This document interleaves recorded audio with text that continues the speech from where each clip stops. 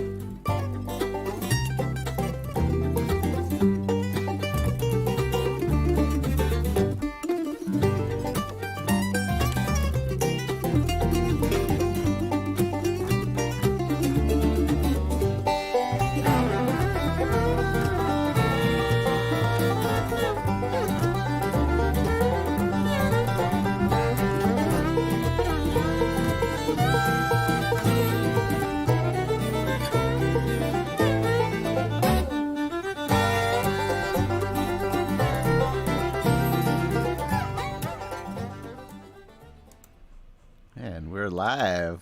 Hello, everybody. Happy Friday, and welcome to the Back Catalog Listening Party. My name is Mother Banjo. My name is Anthony Ihrig.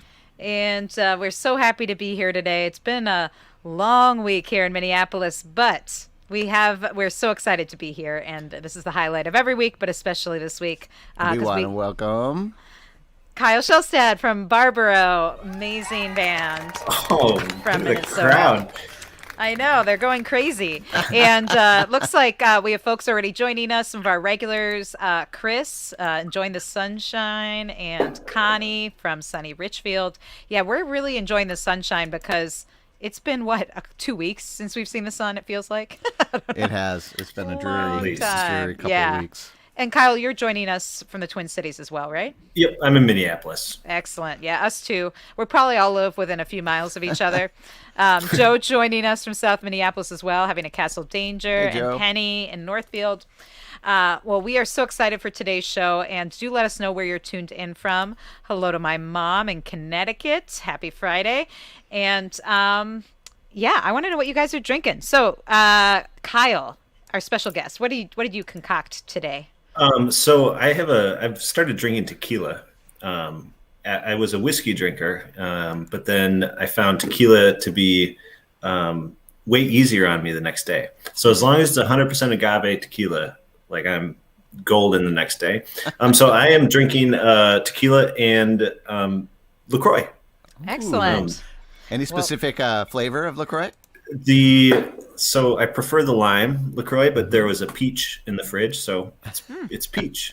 Nice. Interesting. Well, I have the fruit and tequila going too. I made myself a tequila and pineapple. Whoa. Which is awesome, with a little lime in there too. And I was going to get my fancy ice cubes, but they weren't quite ice cubes yet. So I just have regular ice cubes, but You still don't want to water down the booze. Yeah, exactly. Well, this is very tasty though. Well, before the show, I realized both of these folks were having cocktails. So I wanted to do I wanted to be part of the club, and the cocktail club. All I had in the house was a little gin and tonic. So this is to you, Alan Hastings, a little G&T. And actually, this is to all of you. Thank you. This has been a heck of a week for us here in Minneapolis and probably elsewhere. So a big cheers to everybody here. We're so excited, Kyle, to dive into Barbaro's music, and this is exactly where I want to be right now. Exactly. And yeah, we are so excited about this, and we hope that you guys dig the music today. We know you're going to dig the music. So for folks who maybe not familiar with Barbaro, because you haven't been around too long, for that many years, but you've been doing a lot in that short amount of time.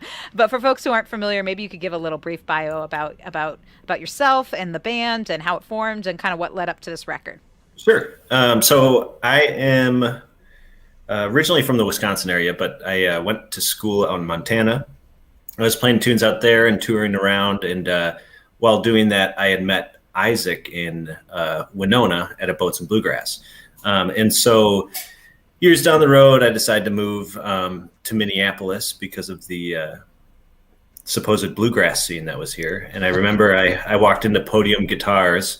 When it was still in Dinkytown? No, it was south in South Minneapolis. Okay, so the second next location. Got it. Yeah, and I was telling him my story, and he's like, "So why did you move to town?" I'm like, "For the bluegrass scene, you know." And then he just starts laughing. He's like, "Sounds like Jim Tordoff you were talking to." Don't listen to Jim. It's a great scene here. It's a great scene. So I met Isaac. We started playing together on and off a little bit, and made a little duo out of it. And over time, just started meeting new musicians, trying to kind of get a unit together. A few different name changes and things like that. But that's kind of how we came to be. Is I met Isaac. We were playing with Jeff Swanner for a bit on bass. On bass, yeah. Great bass player. He used to play with Pertinier quite regularly. You can still find him around town playing with artists. And met Max Graham. So he was playing with us for a while. And then Max introduced us to Rachel, who we've had on fiddle ever since. So it's just kind of been we keep meeting people and they keep being willing to, play gigs for no money. So that's what bluegrass is all about. Welcome to Minneapolis. My parents are so proud of my decisions. Well, they should be, man. It's great music, and the lot of it's original music, right? And that's the thing that sets this apart, and that's one of the things I'm excited for people to hear, because oftentimes when they see a banjo and they see a fiddle, they're thinking, like the traditional tunes and stuff, which of course I love, but this is original stuff. So I'm excited for people to hear this, and maybe we can talk a little bit about where your songwriting influences and stuff come from after they've had a chance to process some of it. Sure. The first tune that we had lined up here is Cold Stack. Is there anything you want to say about this before we listen, or do you want to maybe listen and then chat about it? Yeah, let's listen first. All right. So get the beautiful cover art up here, which I'm sure people will be commenting on as well. And let's give it a listen. This is Barbaro, Cold Stack, on the Back Catalog Listening Party.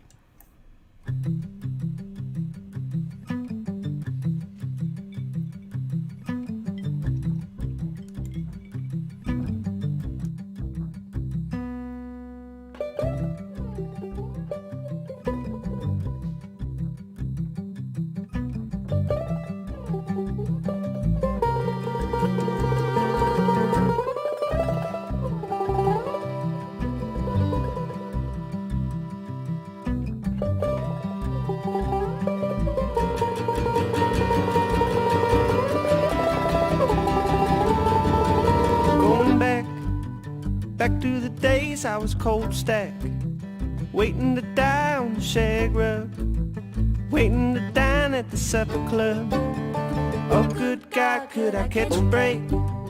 Cool little line on the back tray, clutching my head like a hammer, wishing my hand was a hammer. And it goes.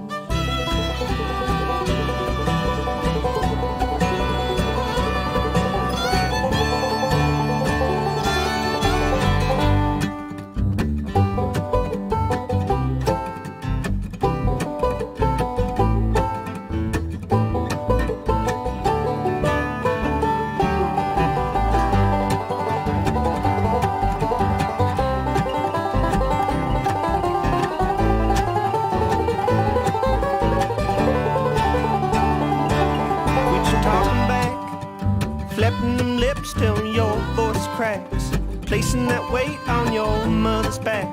She only knew what kind of man he was, thus crying to God from the bucket seat, lying in the witch and tomfoolery, clutching my head like a hammer, wishing my hand was a hammer. And it goes.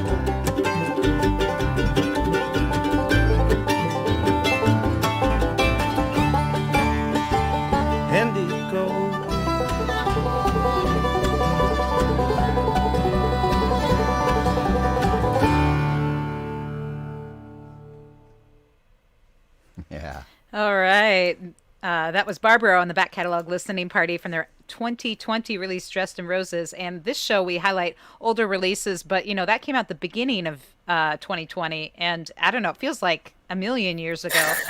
But that song, Cold Stack, and man, our heads were bobbing along a lot. Yeah, that's so good. I'm gonna second Connie's statement there. Wow. Yes. Yeah, And so much going on there. Yeah, so much going on. And some really great playing. Why don't you again... I want to dig into the songwriting, but before I do that, I would just want you to highlight who's playing on the track again, so make sure they can get their proper shout outs, because there's some fine picking happening on that song. Absolutely. I am very, fortunate to be surrounded by some really incredible musicians. So Isaac Samus is playing banjo. He's the one on the bottom right of that picture there. Jason Wells is playing bass. He's in the center. And Rachel Calvert is playing fiddle on it. And singing. We also have Julian Davis playing mandolin on the track. That's what I was hearing. I was like, who's that? Yeah, he's a monster. I know him as a guitar player, but apparently mandolin as well. he can play anything, really. And actually, Max Graham introduced us to Julian as well. When Julian was 18 years old, and he was coming up to Minneapolis all the time. And so we invited him to play on the record with us because he had kind of agreed to do the whole the whole 2020 touring with us, supporting the record. And then he got invited to play with Jeff Austin. And so it's like, well, you got to take that gig, kid, But he's awesome. He's an amazing musician. He's got his own project now, Julian Davis and the Situation, and it looks like they're starting to add some dates for this summer. So live music's coming back. And I just want to point out for folks that aren't, familiar with Max, who has been someone who clearly he was picking with you guys early on, connected you to a lot of people, an amazing musician with a band based here in Minnesota called Kind Country. And he passed away this year, and it was a huge loss for everybody. And I have a feeling this won't be the last time we hear his name come up with how many connections that he made for people. I mean, just already hearing that Rachel and Julian kind of came through Max is a real testament to what he was able to do for the community here. I feel like he's the Kevin Bacon of our local bluegrass scene in that way, just so connected to everyone in the scene. We had a question from Matt Winters from Urbana, Illinois. Where does the band's name come from? We use the word in Bolivia to indicate when something is particularly fierce or powerful. Yes. So the band name Barbaro comes from the racehorse. But I do understand that it is a Portuguese word. It's a Spanish word, meaning, something like that. Barbaric, fierce, powerful. And so hence this racehorse was named after it. And so the racehorse has quite a tragic story, but was loved by much of America. And so I had heard the story. I wrote the song Barbaro, which we're going to listen to next, and kind of just settled on that name because we thought it was different. It doesn't really box us into a specific genre or anything. We aren't like Barbaro String Band or, something like that. And so, and the tragic story of the horse where, it won the first race, the Kentucky Derby, by a long shot. It was expected to take the Triple Crown, but jumped the second, jumped to start in the second race. And so usually they'll just euthanize the horses on the spot. But America was, people loved this horse. And so, they started pouring in money. Everybody tried to, keep it alive, went through surgery, all that, but eventually had to be put down anyways. So figured it's a nice bit of tragedy, and people, it's hard to say. So hopefully that'll help it stick in your brain a little bit more, Well, and I like that you put that it doesn't box you in. I think that like names like that can then absorb all the different impressions that your music leaves on people. And as you can hear, and I know from listening to you guys over the years, I mean, there are so many different influences kind of pouring into this music. I'm hearing, the string band stuff, but I'm also hearing kind of like the kind of folk and Americana stuff. I'm hearing chamber music, lots of arrangements, lots of like little subsections of a song, things that you don't hear in typical string bands. I personally, I love that stuff. So I was really excited to pick your brain about how you go about kind of composing songs like this. Is this, do you have this arrangement in your head and here's the part, you ask the players to play it, or are you all kind of together in a room kind of working those parts out together? Where do these arrangements come from? It goes kind of both ways. I'll usually have an idea or a part of a song, or if I'm lucky, a whole song, and bring it to the group, and we'll chat a little bit about it. We'll try playing through it.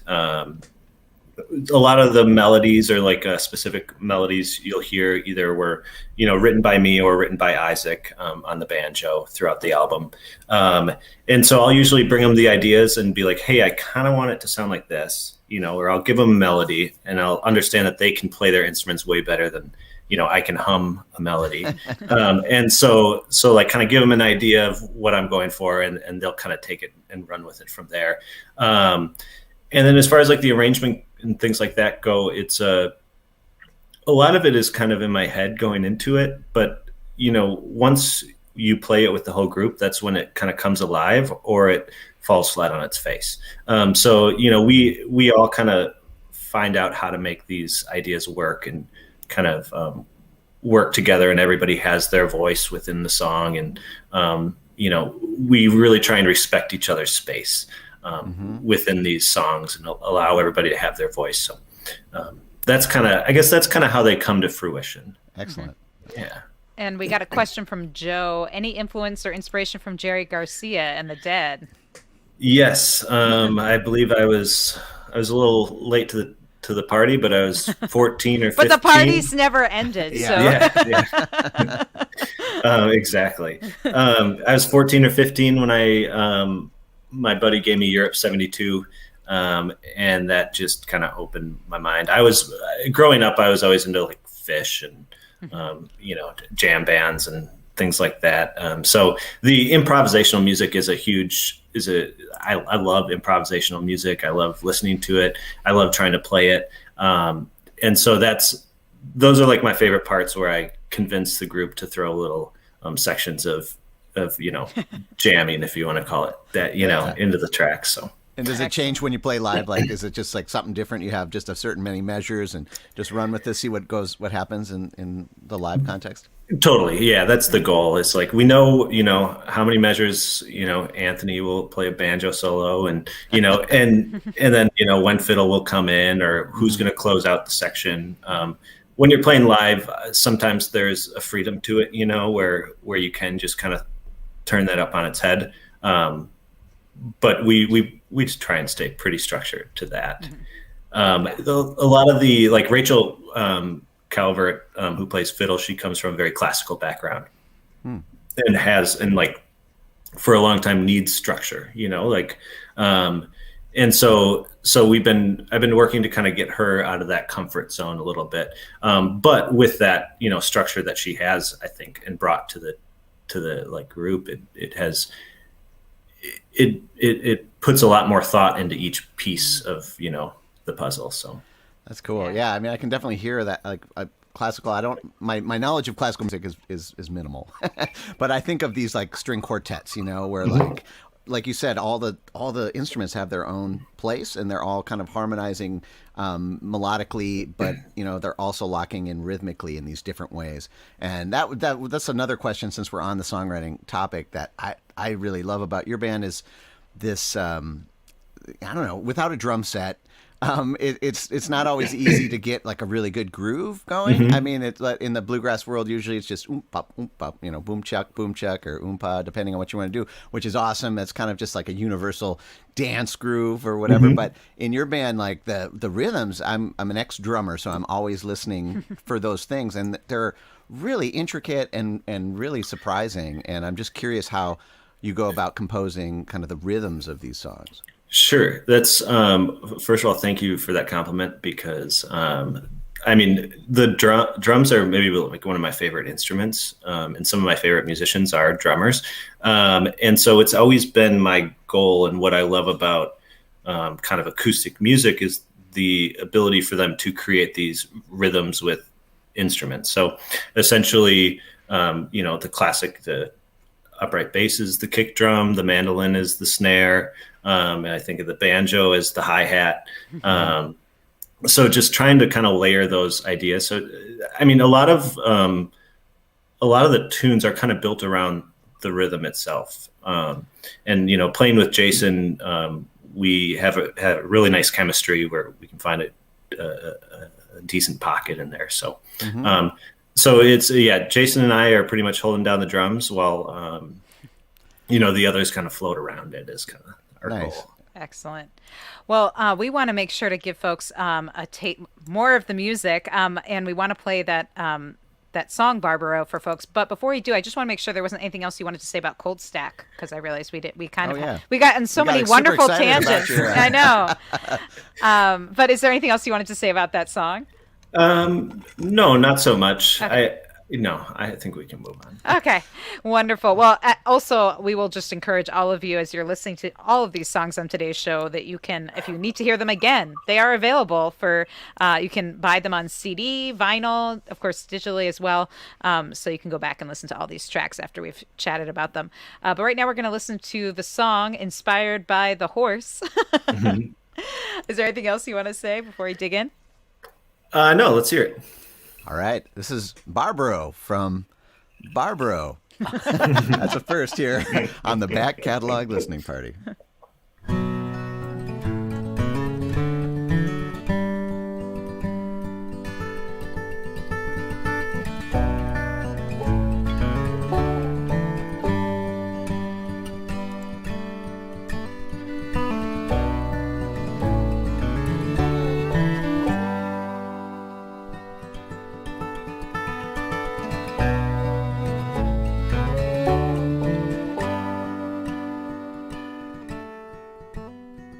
Settle down a little bit, Barbaro, it's all for the crown.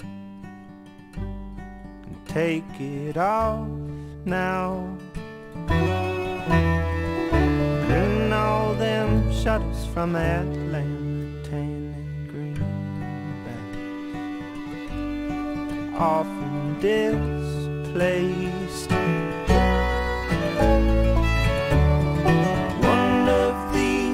Days hanging on a paradigm, fresh cut grass and fast horses, often in May, staring through the corridor of those that couldn't cut the corner, thoroughbred and all losses laid.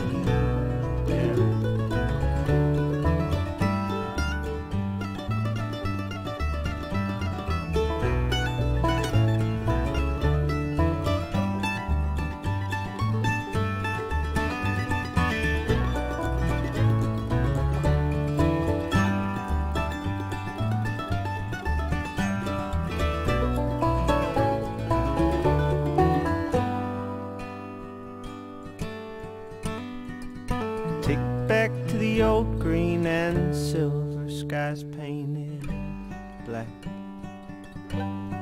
on all four treads,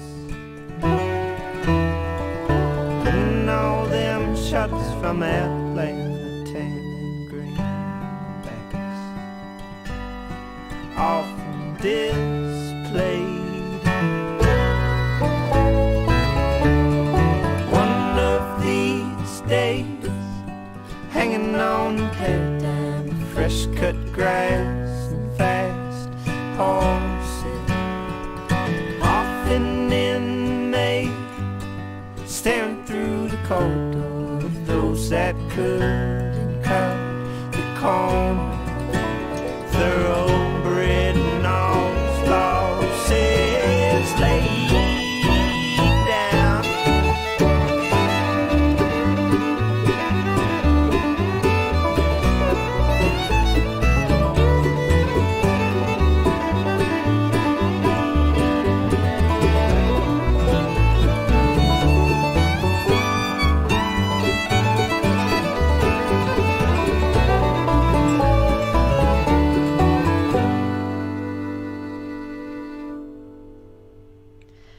Barbaro with the song Barbaro from their album Dressed in Roses that came out in the early part of 2020. Kyle Shelstad joining us from the band today on the Back Catalog Listening Party. And if you have any questions or comments, feel free to throw them in there for Kyle or for us or whatever. Now, that song was such a perfect example of what Tony mentioned earlier in terms of sections of songs. Like it's funny because it near the end it just sort of picks up again. The horse is running, and then it just kind of ends, and I kind of love the unexpected nature of that. You're kind of expecting that it's going to go on for a bit longer, and then so yeah, how did you come to decide on that particular arrangement for this song? Well, so in my freshman year in college, I took a music class. It was like I was in like a music technology program out in Montana, and after that semester, I was like, if I'm going to study music, I should go somewhere else and study music. But one thing that I held on to that I learned there that was just like, and it was all about electronic music or basically creating sounds, manipulating audio, things like that, And for one of the projects, she's like, it has to, think about it in the as the waveform, it grows from, it keeps you engaged as it, or think about, I don't know what I'm trying to say, crescendos and, movement of a piece, but visualize that as a waveform almost. And so that was kind of my approach to this song, was just kind of have it swell up a little bit, dip back down, swell up, and then kind of, hopefully explode. That was kind of the goal of it. Yes. Right. I love that you took that you studied music technology and then of course formed a very acoustic oriented band. Are we going to see any loops or electronic beats creeping into Barbaro in the future? I would not be entirely against that, to be honest with you. But I'd be up for that. I feel like, again, given that you seem such an open-minded band musically, it seems like, you never know what could happen in Barbaro. Right, like two songs in a row now that ended on like kind of instrumental breaks, which is not the typical thing. But there's something about that seemed, it seemed very appropriate for that tune. Like Ellen was saying, like the horse was like. Yeah, the ending with the first tune, the idea behind it is it kind of leads into the second track on the album, and so a lot of times when we're playing live, we'll play them back to back. But with that one, it just kind of felt right to just leave you hanging on the 4 chord. There's a little tension left there. I love that. I think that's great. Well, and I also love that you thought about the album, because that's a big part of this show is like about listening to a piece of music, that starts here and ends there, and those are some of my favorite records that had people were thinking about those transitions, between one song and the other, and seems like maybe the perfect time to remind people that if you like what you hear and you want to hear Cold Stack into what's the next one? Rita Cline. Into Rita Cline, then you should hop on over to barbaroband.com and pick it up on vinyl, because it's going to sound so good. Like the stereo field, the production value it's really high. That's another question. Maybe this is a good segue into that. With acoustic instruments, it's really easy to get it wrong, to put too much of something, and to to take away the air and the space and the wood. Are you saying there can be too much banjo, Tony? No. But I'll just say I've worked with engineers in spaces where the use of things that sound great in rock and roll contexts, like compression and things like that, can take away from that sense of acousticness, that space, and anyways, I feel like this album really captures an acoustic sound, an acoustic band in like 3 dimensions. And so I always have to ask, because I'm also kind of a nerd when it comes to recording and things like that, where did you record it? Who engineered and produced it? And if you can tell us anything about how these sounds got recorded. Yeah, so we recorded at Wild Sound. A theme here on the Back Catalog Listening Party. Tony and I have both recorded at Wild Sound. And probably half of our guests. Yeah, probably. Yeah, I mean, I lived in an apartment in Northeast for 2 years before I realized it was kitty corner from Wild Sound studio. So you don't know that it's a studio. No, they don't want you to know that there's like $1 billion of gear in there. Right, an amazing microphone collection, and so when I heard that they do a lot of acoustic music. I mean, they do a lot of opera stuff. They do a lot of classical work, a lot of jazz stuff. I was like, oh, well, they definitely have to know how to record acoustic instruments and make it sound natural and things like that. So that was definitely a goal of ours, is to make sure to keep it natural. Nice. It was produced by Adam Gruhl of Horseshoes and Hand Grenades. Horseshoes and Hand Grenades, nice. Yep, and so that was a hoot working in the studio with him. I mean, we were a young unit at the time, and really focused on putting our best, capturing our best take and all that, right? And so having somebody like Adam Gruhl, who's very in tune with the energies in a space, or is just all about having a good time and capturing a moment. It was really great working with him, because he would just if we hit it, he would come in and tell us, we got it, don't worry about it, and don't do any more to that. Yeah, exactly. So he'd keep the mood really light, and and kept us all kind of on task a little bit too. So very nice. It's so helpful, isn't it, to have like somebody not in the band to tell you when you got it. Yeah. And speaking of the band, I see that one of your bandmates is on here, Rachel. Hi, Rachel.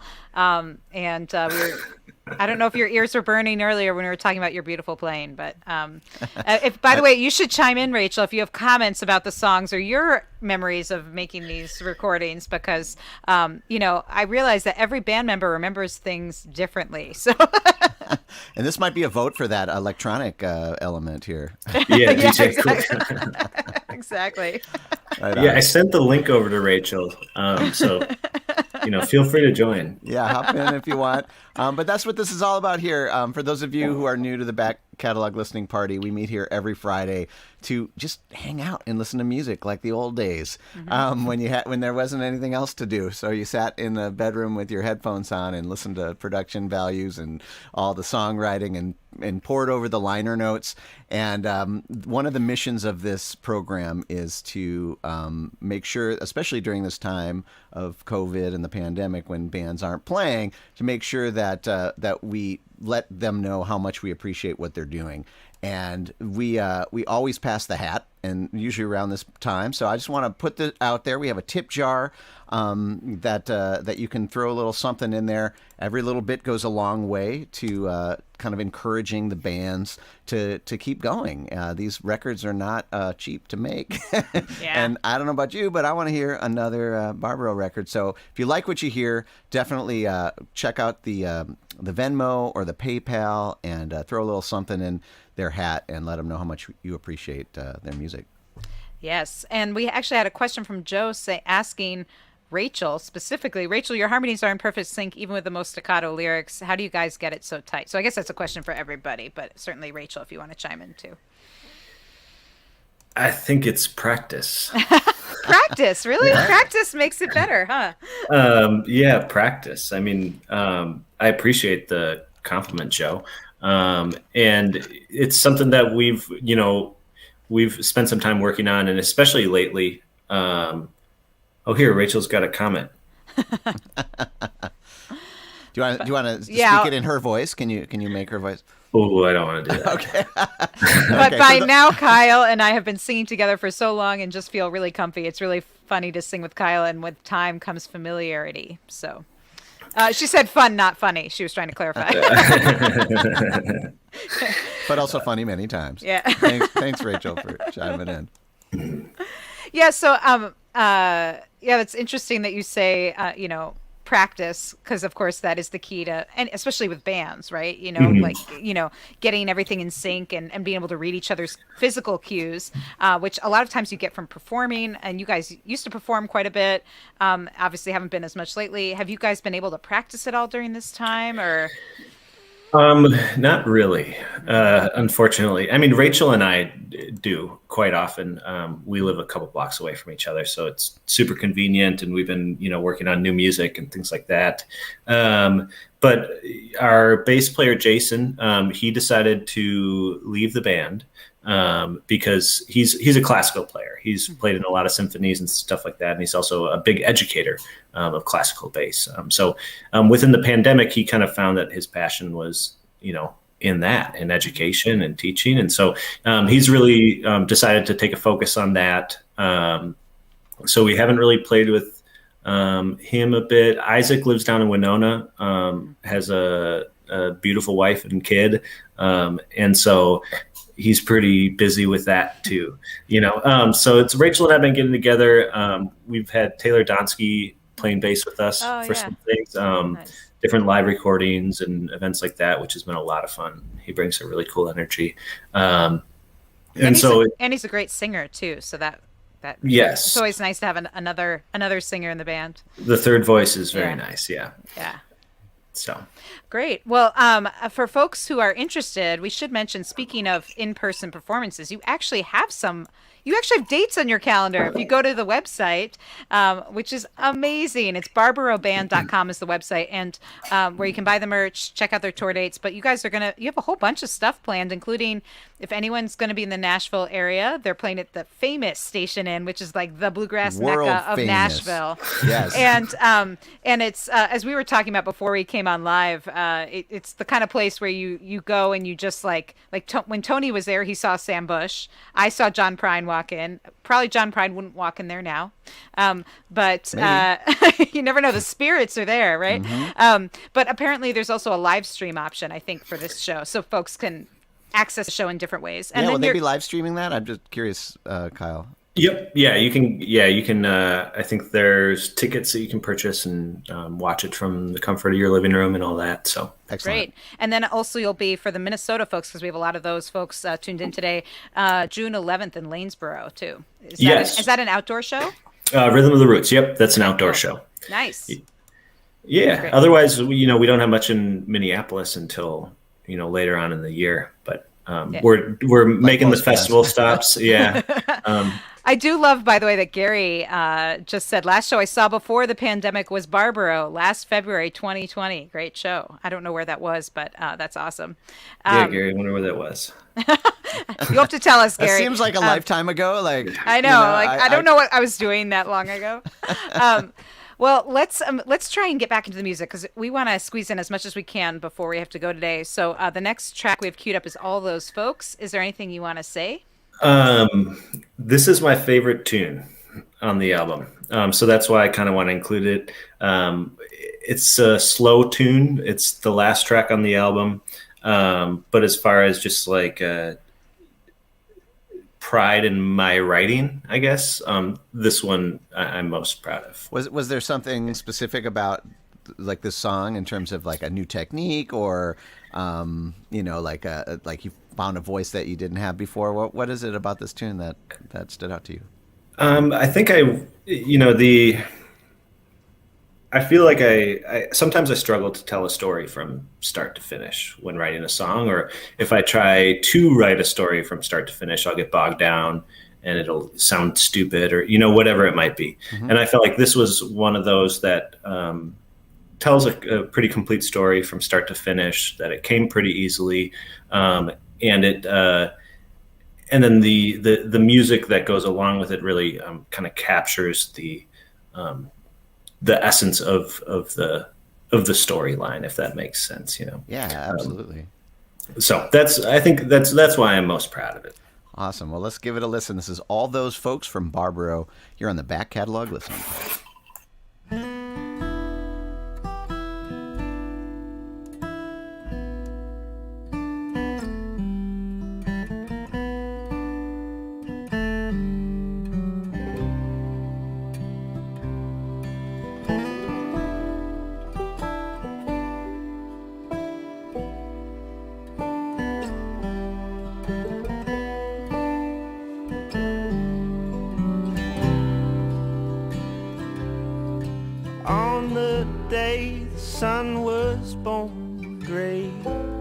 cracks just like a willow.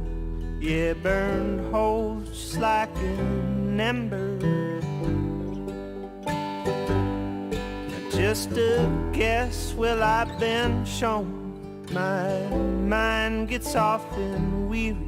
Yeah, my body slowly hears me.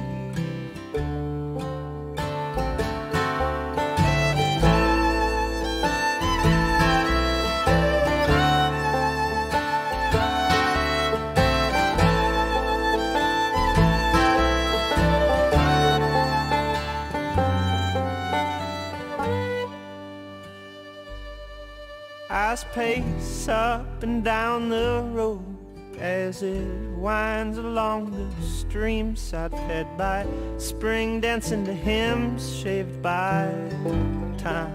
And Newton Bear seldom shows its petals wrapped in theory. 1,000 years for you to hear me.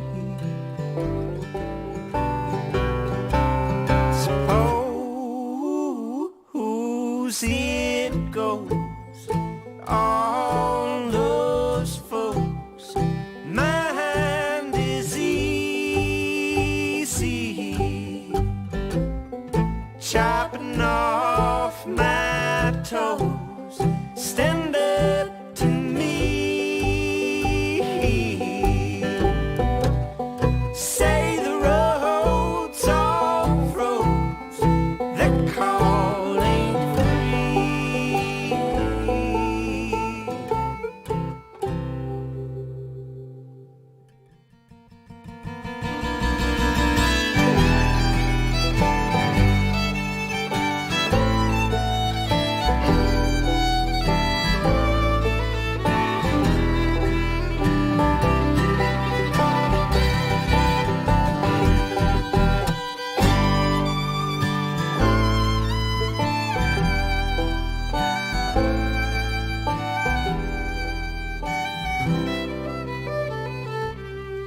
and all best for those who have grown. I'm cross-legged, crossed and teary, yet I'm digging out to levee. And all the alabaster stone reflects brightest in the morn as the sun wakes up my darling. Suppose it goes that all those folks' mind is easy, chopping off my toes. Stand up to me. Say the road's all froze. The call ain't free.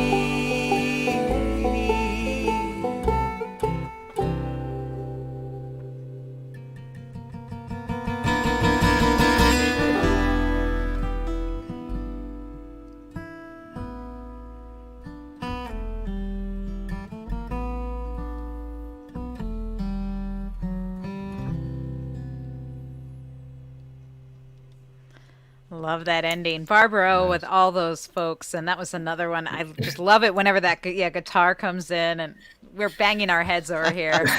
It's a good bobblehead song for Tony and me. Yeah, I mean, it doesn't have to be fast to rock. Yeah. Exactly. You know, it had that. Yeah, I love it.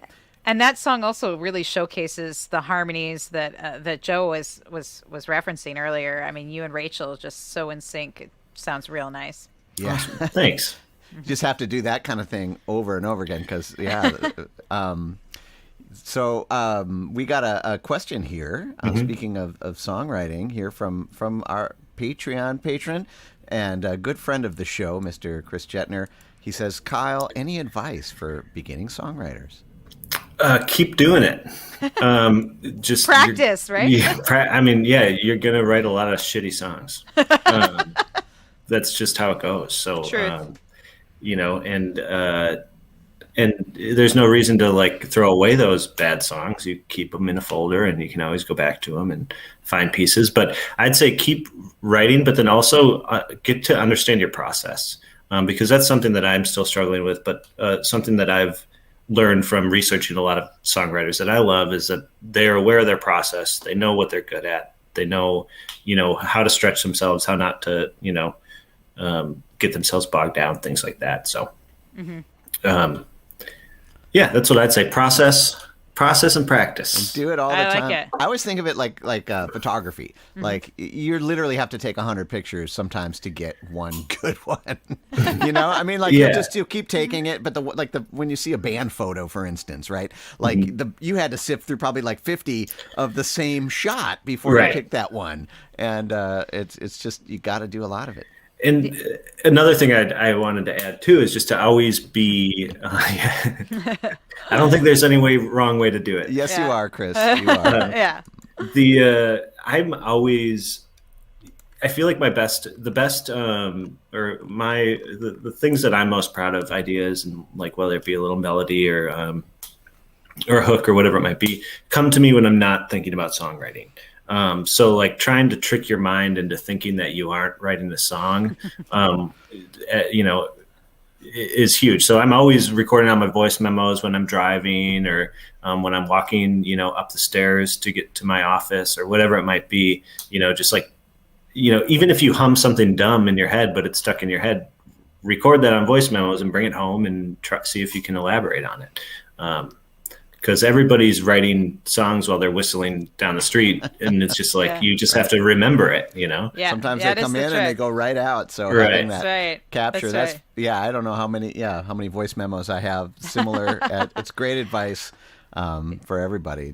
And I love what you said about not throwing stuff away, because I can't tell you how many songs that I had that I either shelved or maybe I didn't like it, but I kept one line later. I went back and you're like, oh, that's what this whole thing started with is I liked that line, and so there's often something in there that it's not its time yet to shine, Exactly.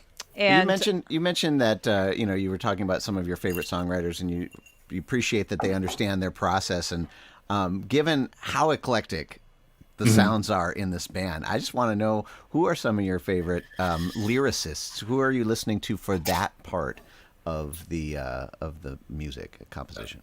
Well, it's constantly changing, to be honest with you. I fall in love with a songwriter and then I kind of get over them.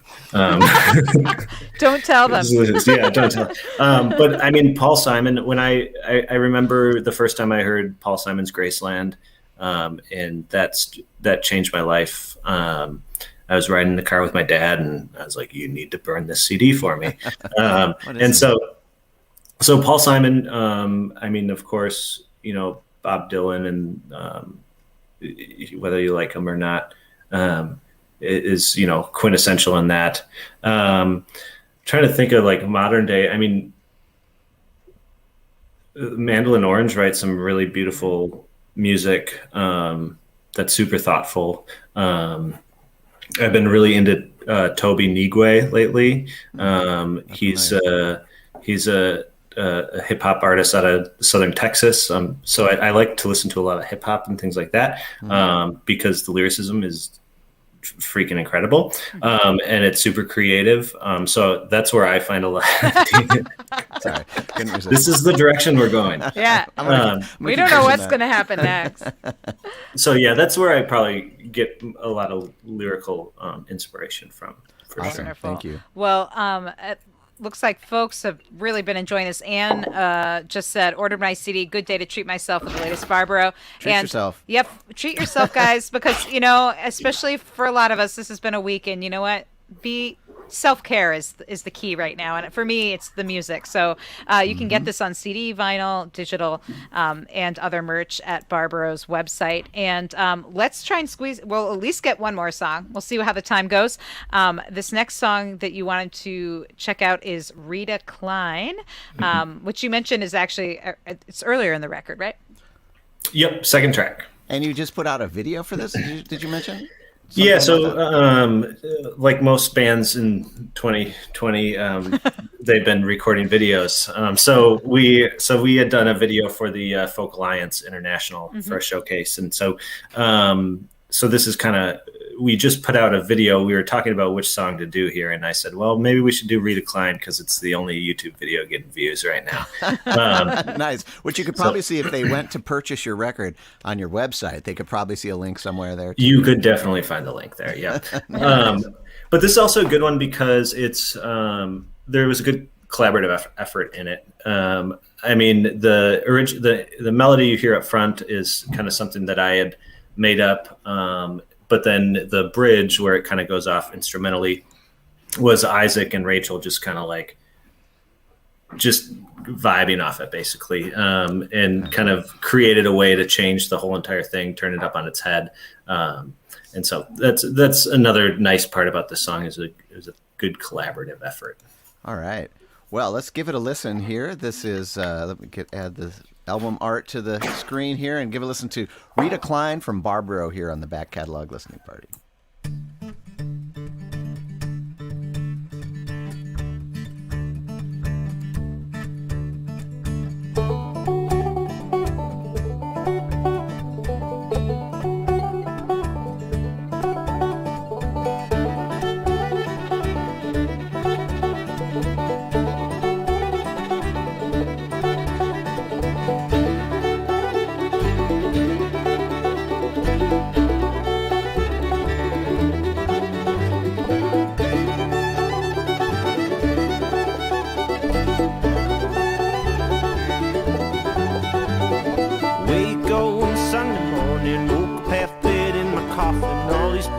Trying to stay modest. Whiskey's got my belly barking. Just last week I said it's one thing to call off bitter egg, wish it on anyone.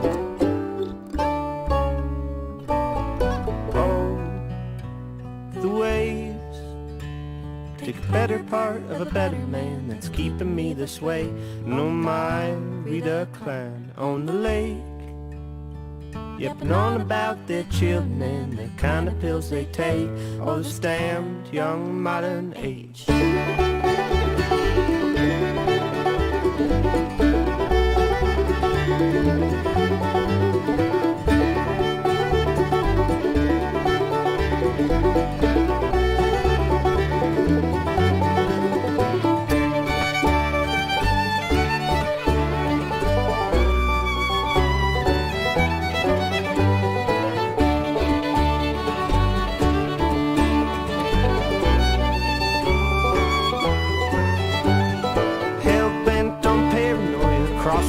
I'm dodging shadows, quite the stain, I beg nor borrow. Dig the earth, plant the flowers, pick up the phone to call your mother. Spend some time hanging around, talking for talking's sake. Oh, the waves take a better part of a better man that's keeping me this way. No, my Rita Cline on the lake. Yipping on about their children and the kind of pills they take. Oh, this damned young modern age.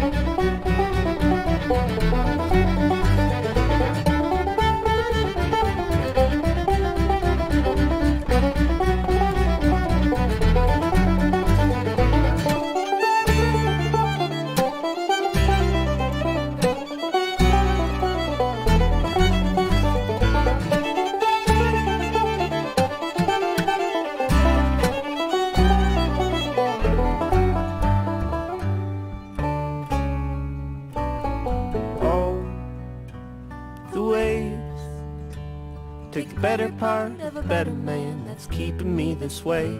No, my Rita Cline on the lake. Yipping on about their children and the kind of pills they take. Oh, this damn young modern age.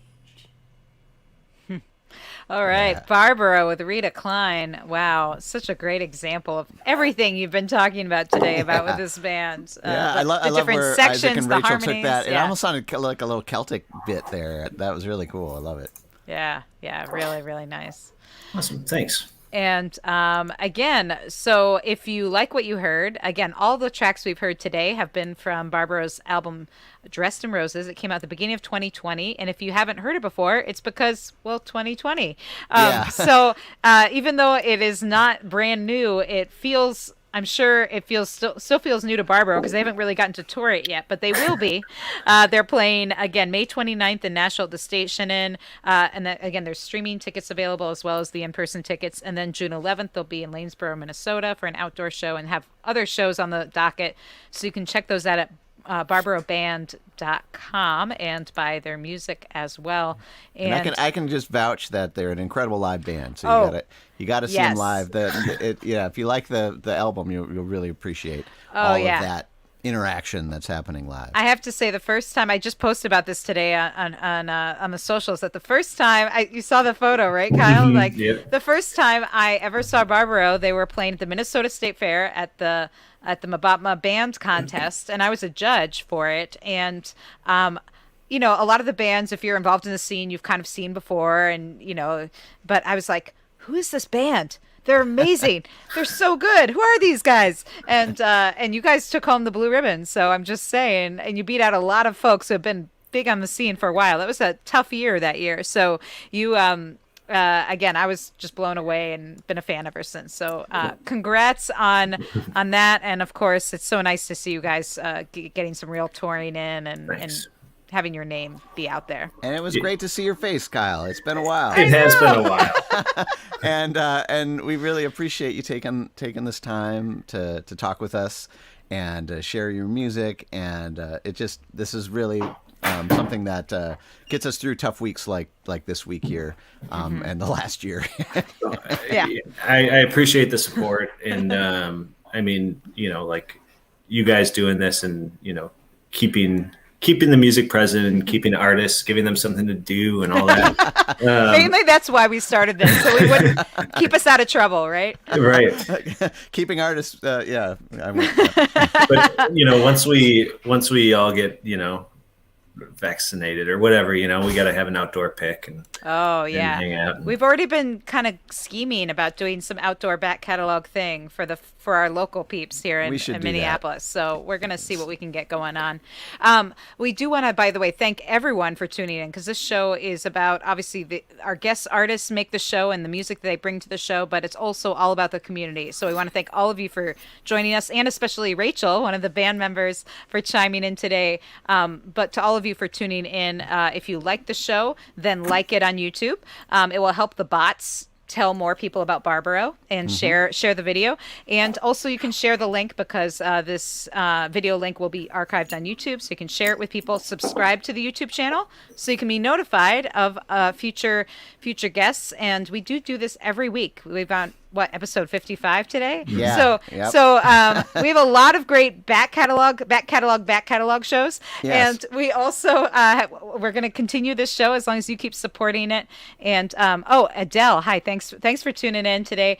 And if you want to support the show and keep making sure that it keeps going, we have a lot of folks doing that on our Patreon. Want to thank Penny, Ann, Alinda, Bevan, Connie, Vaughn, Alan, Chris, Alex, Becky, Galen, Peggy, Joe, Jim, Beverly, John, Fred, Tim, Sarah, David, and Jocelyn. And maybe you. So, yeah. So if you want to join the Patreon, we have some special cool things, like coming up in just over a week, we have our 1-year birthday party private Zoom concert with Davina and the Vagabonds, Jonathan Brooke and the Wild Ponies, some of our favorite guests from the last year. So if you want to get an invite to that, join our Patreon. But mainly, thank you for being here, because really, that's what it's all about. It was really about hanging out with our favorite musicians like Kyle and Barbaro, and hanging out with you guys. So thanks again for being here, Kyle. Thanks for having me. And thanks again for all of you for tuning in. And we'll see you next week for another edition of the Back Catalog Listening Party. Cheers, everyone. Cheers. Good, very